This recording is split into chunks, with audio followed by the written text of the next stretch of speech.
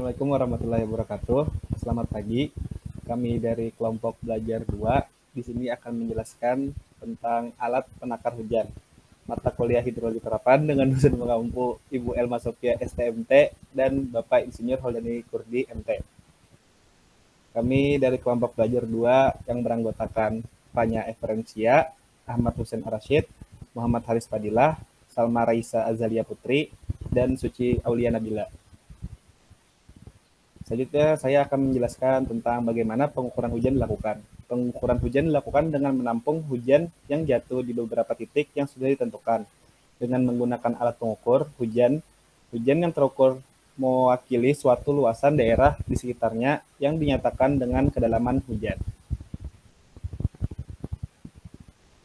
Baik, di sini saya akan menjelaskan tentang macam-macam alat pengukur hujan. Yang pertama, alat ukur hujan biasa atau AUHB. Di sini ada penakar hujan yang bernama observatorium. Ini merupakan penakar hujan non-recording atau tidak dapat mencatat sendiri alias harus diukur secara manual.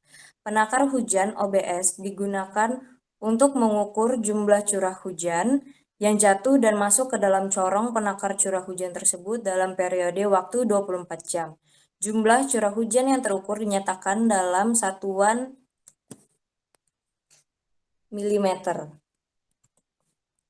Penakar hujan jenis ini diamati tiap jam 7 waktu setempat untuk metode pengamatan agroklimat.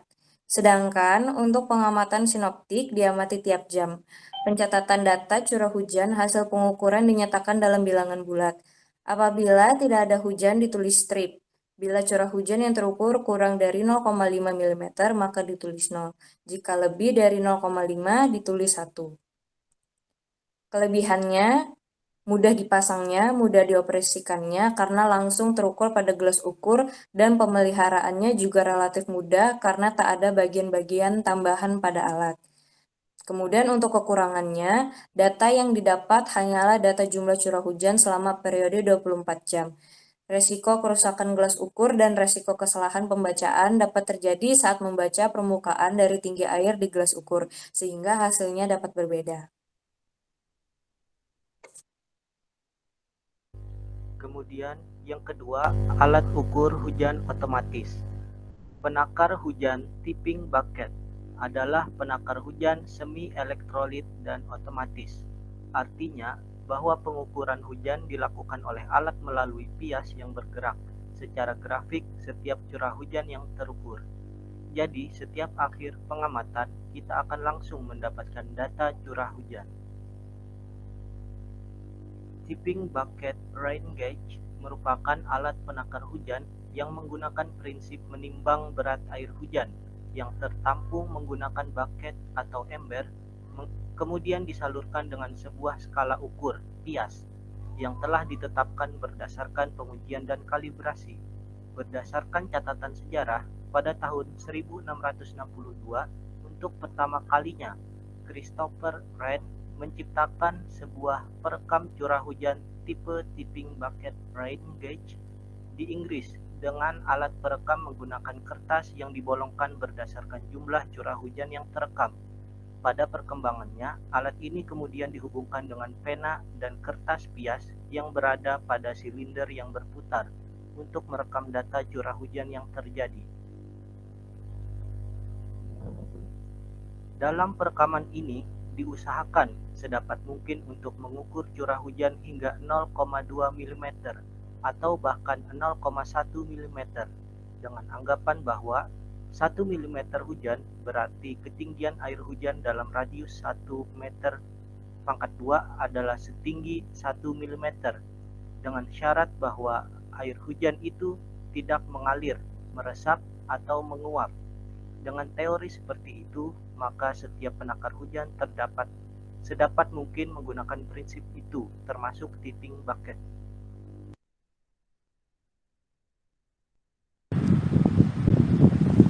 Pengukuran yang dilakukan tipping bucket cukup untuk akumulasi hujan yang berjumlah di atas 200 mm per jam atau lebih. Prinsip kerja dari alat ini cukup sederhana. Wadah yang terbuat dari tembaga ringan atau ember terbagi dalam dua bagian yang berupa corong besar dan corong kecil yang diseimbangkan dalam keadaan tidak stabil secara horizontal. Ketika hujan turun dalam jumlah cukup banyak, lebih dari 200 mm, menyebabkan penumpang tidak stabil karena bertambah berat sehingga air akan tumpah ke dalam. Pada waktu ember terguling, penahan ember ikut bergerak naik dan turun. Penahan ember mempunyai dua buah tangkai yang berhubungan dengan roda bergigi. Gerakan naik turun penahan ember menyebabkan kedua tangkainya bergerak pula dan dengan bentuknya yang khusus dapat memutar roda bergigi berlawanan dengan arah perputaran jarum jam. Perputaran roda gigi diteruskan ke roda berbentuk jantung.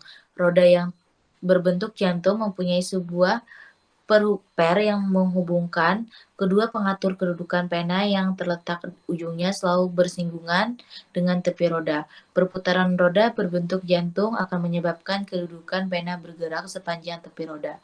Perubahan kedudukan ini diteruskan ke pena yang bergerak pada pias sehingga dapat menghasilkan pencatatan.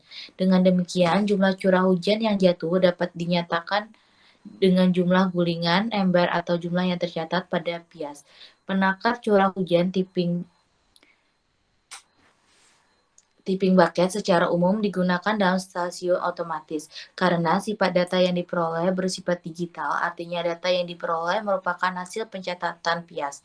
Gerakan dari roda gigi akibat pengaruh dari gerakan ember dapat diamati dan diaplikasikan dalam periode tertentu untuk menghasilkan data curah hujan yang lebih akurat. Hal itu dapat dilakukan dengan pencatatan grafik. Yang ketiga adalah alat ukur hujan radar, yaitu microrain radar merupakan radar Doppler yang beroperasi secara tegak lurus atau vertikal dan memanfaatkan prinsip kerja gelombang kontinu dengan frekuensi termodulasi, Frequency Modulated Continuous Wave (FMCW) pada 24,1 GHz. Ketinggian pengukuran karakteristik hujan oleh MRR dapat mencapai hingga 9 km dengan resolusi waktu 10 detik dan resolusi ketinggian 300 meter. MRR adalah alat yang dapat mengukur distribusi butir hujan dari ketinggian 50 meter sampai lebih dari 7 km pada 32 level ketinggian. Efektif hanya 30 level karena level pertama adalah permukaan dan yang terakhir dianggap terlalu banyak noise. Bergantung pada kerapatan pengukurannya, sedangkan disdrometer mengukur distribusi jumlah dan ukuran butir hujan yang sampai di permukaan. Sekian dan terima kasih dari kelompok belajar 2. Semoga apa yang kami sampaikan dapat bermanfaat. Assalamualaikum warahmatullahi wabarakatuh.